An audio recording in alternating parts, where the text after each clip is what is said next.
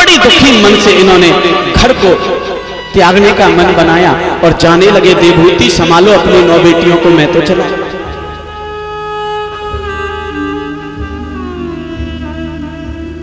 कथा आती है कि बंधुओं, देवहूति ने समझाया, स्वामी कहां जाते हो? ये गृहस्थ छोड़ के कहां जा रहे हो? बोले संन्यास लेके जा रहा हूं भगवान का भजन करने। अच्छा जरा समझ करके आप लोग बताना, क्या घर छोड़ने से कोई सन्यासी हो जाता है? घर छोड़ने से कोई सन्यासी नहीं होता, कपड़े रंगने से कोई सन्यासी नहीं होता। जिसने मन से मोह को छोड़ दिया, ममता को त्याग दिया, फिर वो चाहे घर में रहे, गृहस्थ में रहे या सन्यासी हो जाए, वही सच्चा सन्यासी है। जिसने ममता को नहीं त्यागा, मोह को नहीं त्यागा, शरीर से तो कपड़ा रंग के महात्मा हो गए, लेकिन मन में ये लगाए कहीं लड़का मेरे खेत को न बेच ले, मेरे खेत की मेड़ को कोई मेरा पड़ोसी न काट ले, तो फिर भले ही तुमने रंग के कपड़ा महात्मा बन गए, तुम महात्मा नहीं हो। सच्चा महात्मा वह है जिसने मन से सम्यक प्रकारेण न्यास इति संन्यास दीक्षा पद्धति ग्रंथ, सभी प्रकार से संसार से मोह ममता त्याग दे, वही सन्यासी है। ऐसा अगर तुमने सन्यास लिया है तो फिर तुम घर में गृहस्थ में भले भले रहो, तुम सन्यासी हो। अगर ममता नहीं त्यागी तो फिर सन्यासी। समझाया? वो कहते नहीं, घर में रह करके परमात्मा नहीं मिलेगा। ध्यान से सुनना, कर्दम ऋषि और देवहूति का सत्संग चल रहा है। देवहूति कहती है घर मत त्यागो, भगवान का भजन करो, उनको प्राप्त करने की चेष्टा करो, मिल जाएंगे। लेकिन कर्दम कहते हैं नहीं, घर छोड़ के ही मिलेंगे, घर के झंझट में कहां भगवान मिलने वाले। ज्यादातर लोग यही तो मानते हैं कि घर के झंझट में भगवान नहीं मिलते ना। अरे बोलो ना प्रेम से, मिलते हैं कि नहीं मिलते? नहीं मिलते, ज्यादातर लोग ये कह रहे हैं। लेकिन जरा विचार करके देखना गौर से, राम किसके सन्यासी के यहां प्रकट हुए? राम किसके यहां आए? गृहस्थ के यहां। भगवान कृष्ण किसके यहां आए? गृहस्थ के यहां। वामन भगवान किसके यहां आए? गृहस्थ के यहां। दत्तात्रेय भगवान किसके यहाँ आए? गृहस्थ के यहाँ। ऋषभदेव किसके यहाँ आए? गृहस्थ के यहाँ। पृथु भगवान किसके यहाँ आए? गृहस्थ के यहाँ। कपिल भगवान किसके यहाँ आए? गृहस्थ के यहाँ। 24 अवतारों में से बंधुओं 18 अवतार ऐसे हैं जो गृहस्थ में पैदा हुए, प्रकट हुए हैं। अगर घर छोड़ने पर, गृहस्थ छोड़ने पर परमात्मा मिलता तो भगवान गृहस्थ के यहाँ नहीं आते। घर की ममता का त्याग करने पर गृहस्थ सन्यासी हुआ जाता है। ये बात समझ आई। लेकिन तभी आकाशवाणी हुई, कर्दम कहां जाते हो? मैं तुम्हारे यहाँ पे पुत्र रूप में उत्पन्न होऊंगा। और बंधुओं, आकाशवाणी सुन के कर्दम रुके। भगवान की कृपा से इनके यहाँ पर देवहूति गर्भवती हुई और इनके यहाँ पर कपिल देव के रूप में भगवान का 5वां अवतार हो गया। बोलो कपिल देव जी महाराज की जय। इन्होंने भगवान का, कर्दम ऋषि ने दर्शन किया। दर्शन करते करते शरीर को त्याग दिया, भगवान के धाम को प्राप्त किया। रह गई देवहूति। देवहूति जब बंधुओं बूढ़ी होने लगी तो एक दिन कर्दम की स्मृति करते करते इन्होंने कपिल देव जी को उच्च आसन पर बिठा दिया और स्वयं नीचे बैठ गई और कहने लगी, प्रभु मुझे सांख्य शास्त्र का वर्णन करके बताओ। मैं सांख्य शास्त्र का ज्ञान सुनना चाहती हूँ। यहाँ बहुत से लोग सत्संगी बैठे हैं। ये चर्चा मैं 20 मिनट की करके आगे की कथा थोड़ी देर कहूँगा, फिर कथा विराम करूँगा। बड़ी मर्म की कथा है, ध्यान से सुन। कर्दम ऋषि कहते हैं, कपिल देव जी से देवहूति कहती हैं, प्रभु मुझे सांख्य शास्त्र का ज्ञान दो, हम सांख्य सुनना चाहते। कपिल कहते, मां मैं तेरा बेटा हूं, तू मेरी मां है और तू मुझसे ज्ञान प्राप्त करना चाहती है। तू नीचे बैठ गई है, मुझे ऊंचे आसन पर बिठा दिया, क्यों? देवहूति कहती है, बेटा 2 कारण हैं। एक तो ये कि मैं जानती हूं कि तुम परमात्मा हो, संसार की दृष्टि में मेरे बेटे हो, लेकिन मैं जानती हूं तुम परमात्मा, इसलिए उच्च आसन पर बिठाया। दूसरा कारण यह है, इसलिए उच्च आसन पर बिठाया क्योंकि तुमसे ज्ञान लेना है।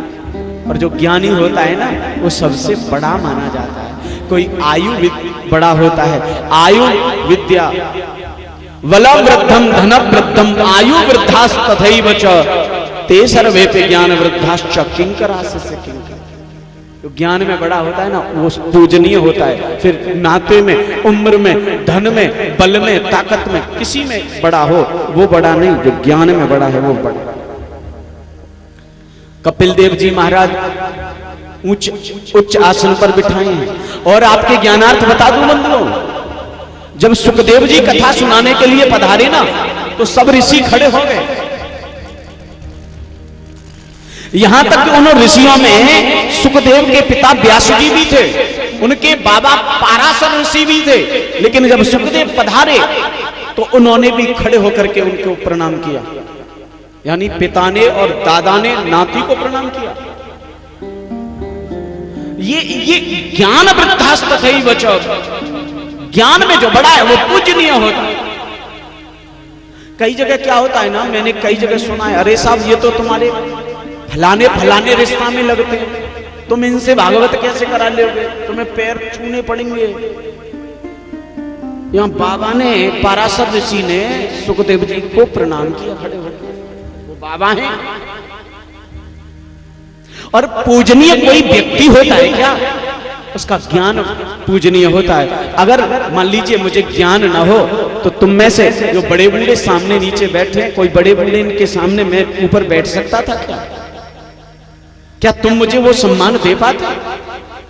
आज इसलिए तुम नीचे बैठे हो, मेरे को ऊंचा बिठाया है आप लोगों ने, क्योंकि मैं आपको ज्ञान देना चाहता हूं, आप लेना चाहते हो।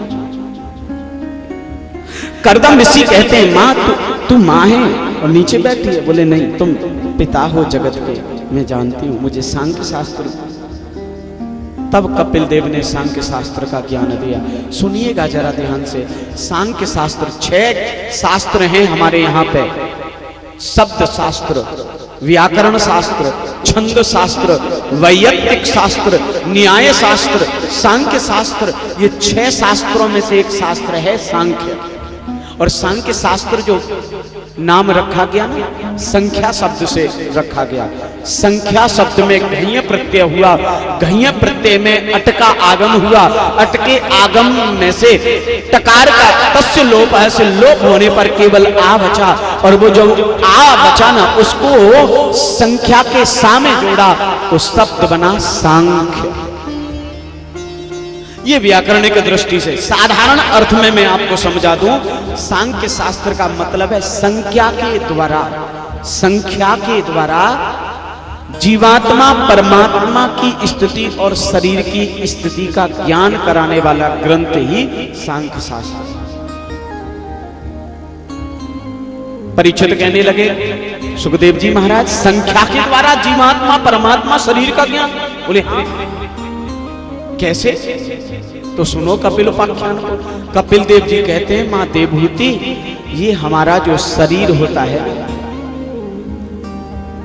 ये पंचीकरण की क्रिया के द्वारा आत्मा इसको धारण करते हैं। वेदांत और सांख्य में पंचीकरण की क्रिया बड़ी महत्वपूर्ण क्रिया है। इससे ये हमारे शरीर का निर्माण होता है। इन तत्वों से मिलकर के हमारा शरीर बनता। कितने तत्वों से मिलकर के शरीर बना होता हमारा? जोर से बोलो, कितने तत्व से बना शरीर हमारा? 5। और कोई दूसरा उत्तर है क्या? नहीं है? तो मैं आपके ज्ञानार्थ बता दूं, योर आंसर इज रॉन्ग। तुम्हारा उत्तर गलत है। अब थोड़ा समझिए इस बात को। एक दृष्टि से गलत भी नहीं है, लेकिन एक दृष्टि से नहीं, संपूर्ण दृष्टि से सोचो तो ये गलत उत्तर है। अब आपको मैं बता दूं, ये हमारा शरीर 5 तत्व से नहीं 25 तत्व से बना है। कितने? 25 तत्व से। जरा गौर से समझिएगा तो तुम्हारी बात समझ में आएगी। आपके ज्ञानार्थ पहले मैं ये बता दूं कि ये जो हमारा शरीर है केवल एक नहीं है बल्कि 3 शरीर हैं, स्थूल शरीर, सूक्ष्म शरीर और कारण शरीर। हम केवल एक शरीर की व्याख्या कर रहे हैं, यहां सांख्य में तीनों शरीर की व्याख्या है। 3 शरीर होते, तुम कहोगे हमने तो कभी देखे ही नहीं 3 शरीर, कहां होते हैं 3? हमने तो एक को देखा। ध्यान से सुनना, ये तीनों शरीर को अनुभव किया है तुमने, लेकिन तुमने कभी गौर नहीं किया। 3 शरीर हैं। पहला है ये स्थूल शरीर जो इन आंखों से दिखाई देता है ये, और ये 5 तत्व से बना है। ये स्थूल 5 से बना है। आप जो उत्तर दे रहे थे स्थूल का दे रहे थे। अग्नि, जल, वायु, पृथ्वी, आकाश। तुम कहोगे अग्नि से जल शरीर बना और हमारा शरीर जल नहीं रहा, मजे की बात है। कह दो प्रेम से, हमारा शरीर अग्नि से बना और जल नहीं रहा है। कहां है अग्नि हमारे शरीर में? तो 2 प्रकार की अग्नि हमारे शरीर में रहती है, गौर से समझना। एक श्वेताग्नि, एक जठराग्नि। श्वेताग्नि यहां रहती हमारे शरीर में रक्त संचालित करने में, शरीर को ऊर्जा देने में और शरीर का तापमान नियंत्रित रखने में सहायक होती है। उसका अनुभव कब करते हैं आप? भरे जाड़े पड़ रहे हो, दिसंबर जनवरी का महीना, खूब फूस की सर्दी पड़ रही हो और अचानक बुखार आ जाए तो तुम्हारा शरीर गर्म हो जाता है ना? क्यों गर्म हो जाता? कहां से गर्म हुआ? क्या तुम हीटर पे तापे, अलाप पे तापे? नहीं तापे, लेकिन शरीर गर्म हो गया। कहां से? उसी अग्नि के कारण जो श्वेताग्नि हृदय में निवास करती, उसकी मात्रा बड़ी, शरीर गर्म हो। दूसरी रहती यहां उदर में, इधर लीवर में, यकृत में, जिसको लोग भूख कहते, जिसको लोग जठराग्नि कहते, वैश्वानर कहते। गीता में भगवान कृष्ण कहते हैं अहम वैश्वानरो भूत्वा प्राण नाम देहमाश्रित प्राणः प्राण समायुक्त पचाम्यन्नम चतुर्विध। 4 प्रकार के अन्न को मैं ही पचाता हूं, वैश्वानरो भूत्वा, अग्नि बनकर, जठराग्नि बनकर। तो ये 2 प्रकार की अग्नि रहती है। तुम कहोगे जल कहां रहता है? तो हमारे शरीर में जो खून है ना, वो जल, लसिका जो जीभ से लार निकलती ना, वो जल है। आंख से आंसू निकलते, वो जल है। और भी उत्सर्जी पदार्थ जो अधो मार्ग से बाहर जाते, वो जल का 70% जल शरीर में होता। तुम कहोगे वायु कहां है? तो 10 प्रकार की वायु हमारे स्थूल शरीर में रहती, प्राण, अपान, समान, उदान, अभियान, धनंजय, इड़ा, पिंगला और सुषुम्ना। ये 10 प्रकार की वायु रहती। प्राण वायु जो सांसों से लेते, उदान वायु जो यहां कंठ के नीचे निवास करती, जब पेट भर के भोजन हो जाए ना तो भोजन चकाचक होते ही आता ओम डकार आती और हवा ऊपर आती। एक अपान वायु रहती, उदर के बीचों बीच में अधो मार्ग के द्वारा बाहर जाती। एक समान वायु रहती जो रक्त को धक्का दे करके संचरण करती। 10 तरह की वायु। एक यहाँ ब्रह्मरंध्र में रहती धनंजय नाम की वायु। जब व्यक्ति मर जाता शमशान में लेते, जलाते, उसको जलाने के बाद सारा शरीर जल जाता, लेकिन ये खोपड़ी जब तक नहीं जलती और उसको फोड़ करके धनंजय वायु नहीं निकाल देते, जिसको लोग कपाल क्रिया कहते हैं, जब तक वो फोड़ के बाहर नहीं निकलती तब तक पूरा संस्कार नहीं माना जाता। 10 प्रकार की वायु रहती। तुम कहोगे पृथ्वी तत्व इसमें कहां है? तो ये नाखून, ये दांत, ये बाल, ये हड्डियां, ये पृथ्वी तत्व है। आकाश तत्व है ये शब्द, जो वाणी निकल रही है ना, शब्द निकल रहा है, ये आकाश तत्व। ये 5 तत्व से स्थूल शरीर बना, गिनते जाना। इसके बाद इसके भीतर एक शरीर, दूसरा शरीर होता है जिसको कारण शरीर, जिसको सूक्ष्म शरीर कहते हैं। तुम कहोगे ये सूक्ष्म शरीर हमने तो कभी देखा नहीं, अनुभव नहीं किया है। कब? जब तुम कभी हारे थके सो जाते हो ना बिस्तर पे, कभी बिस्तर पे सो गए और सो के क्या देख रहे हैं कि हमारा पड़ोसी आया और बोला भैया चल रहे हो हरिद्वार? हमने कहा चलो चलते हैं। बैग उठाया, चले यहां से सीधे पहुंचे कहां? राया से सीधी बस पकड़ी हरिद्वार की, या अलीगढ़ की पकड़ी, अलीगढ़ से हरिद्वार की पकड़ी। पहुंच गए हरिद्वार, हर की पौड़ी में बैग रख दिया, कपड़े उतार लिए और गंगा जी में डुबकी लगा रहे हैं। तुमने कभी गौर किया डुबकी कौन लगा रहा है? तुम्हारा शरीर तो बिस्तर पे पड़ा है, बस मैं भी बैठ गए, डुबकी भी लग रही है, ये कौन लगा रहा है? ध्यान देना, जब ये तुम्हारा स्थूल 5 तत्व से बना शरीर, स्थूल शरीर निष्क्रिय हो जाता है, बिस्तर पे पड़ा होता है, तब ये सूक्ष्म शरीर सक्रिय हो जाता है। ये 16 तत्व से बना होता है, 5 ज्ञानेंद्रिय, 5 कर्मेंद्रिय, 5 तन्मात्राएं और 1 मन, इन 16 तत्व से सूक्ष्म बना होता है। 16 सूक्ष्म के 5 कारण के कितने तत्व हो गए? अरे बताओ ना, मेरा गणित कमजोर है थोड़ा।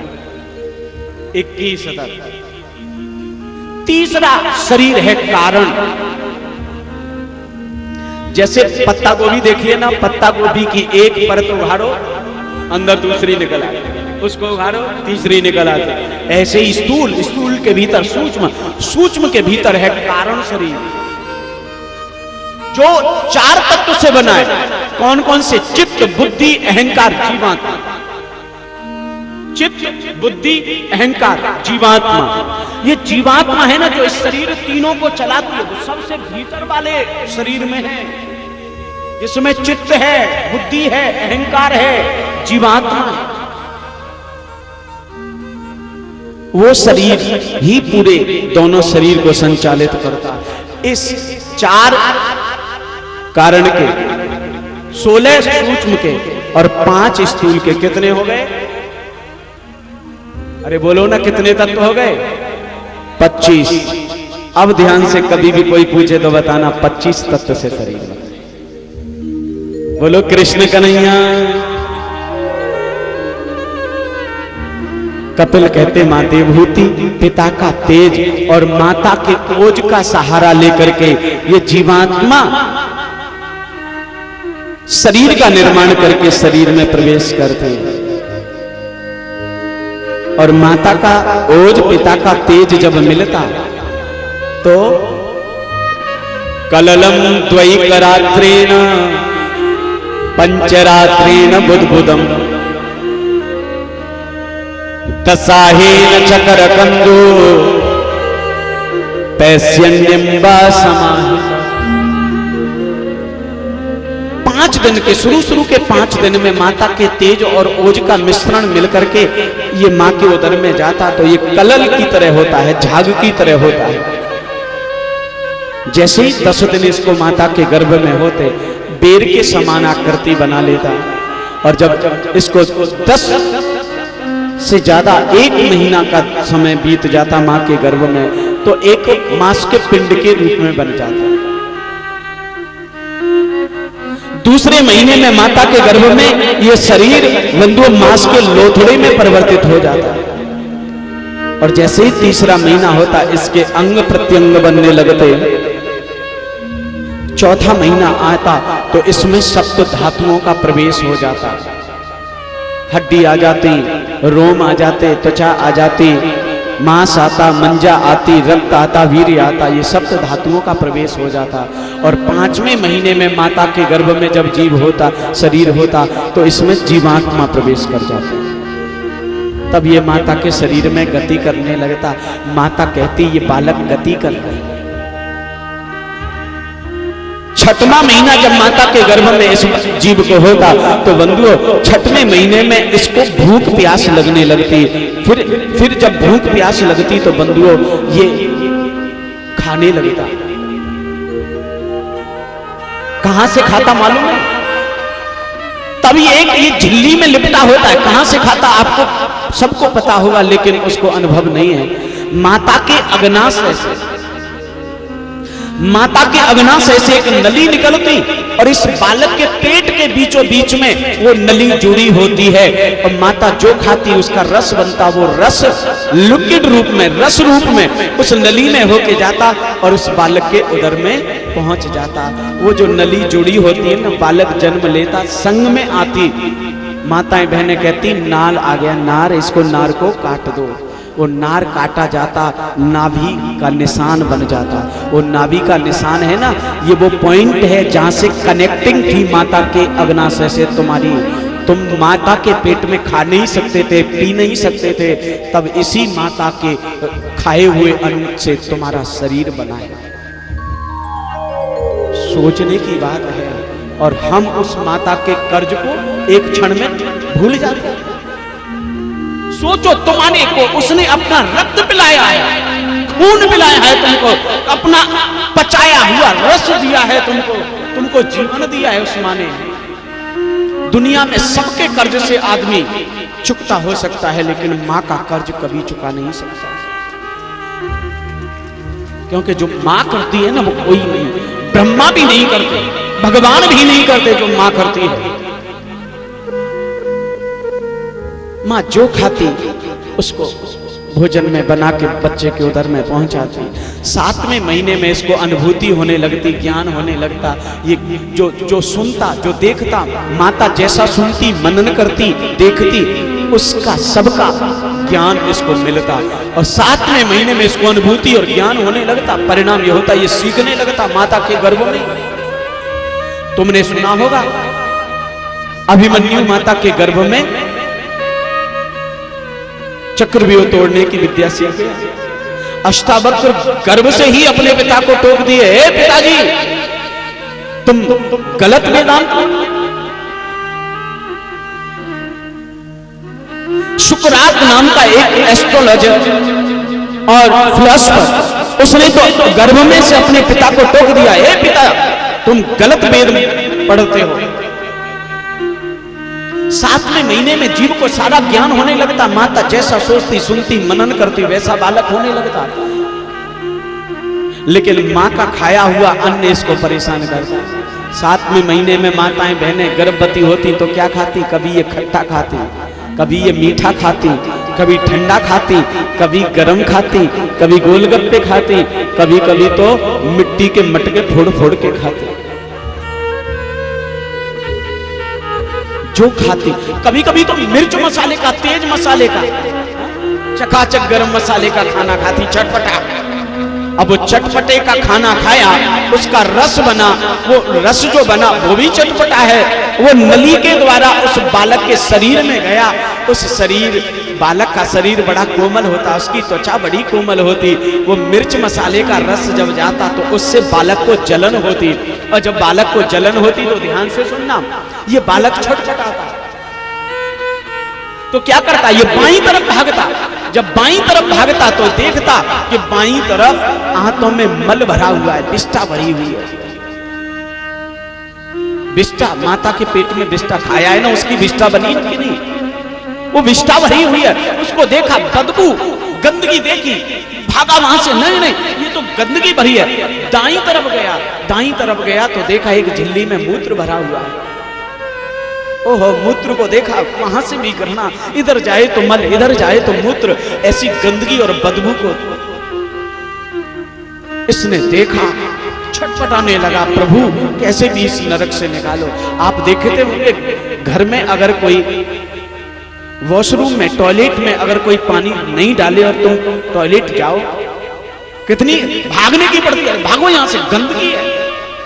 और सोचो उसको 7 महीने उसी गंदगी में जीव को रहना पड़ता। इसको लगता, प्रभु कैसे इस नरक से एक बार बाहर निकाल, इस नरक से निकाल दे।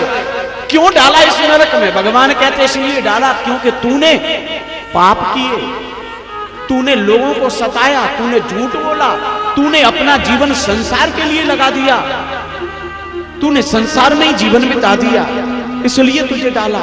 बोले प्रभु एक बार इस नरक से निकाल दो, अब जब जीवन मिलेगा ना तो इस जीवन में तेरे भजन के अलावा दूसरा काम नहीं करूंगा, एक बार इस गर्भ से निकाल दो।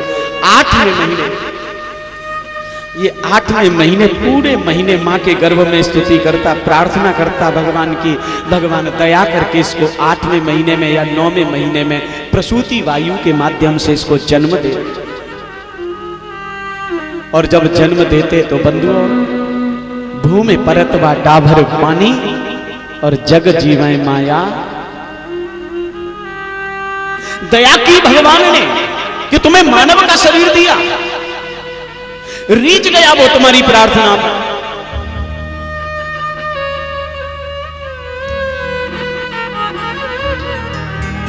लेकिन हमने उसकी दया को भुला दिया। मेरे प्यारे, प्रार्थना करो भगवान से, वो तुम्हारी कौन सी प्रार्थना पे रीच जाए कोई पता नहीं। वो इतना दयालु है, दया करके ही तुम्हें मानव जीवन दिया।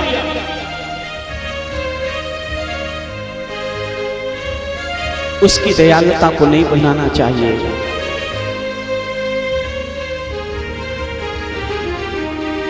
न जाने कौन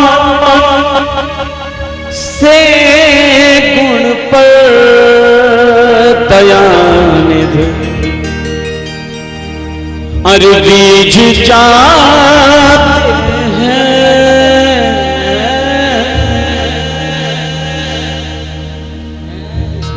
न जाने कौन से गुण पर दयानिधि रीझ जाते हैं, और यही सदग्रंथ कहते हैं, यही सब भक्त गाते हैं, यही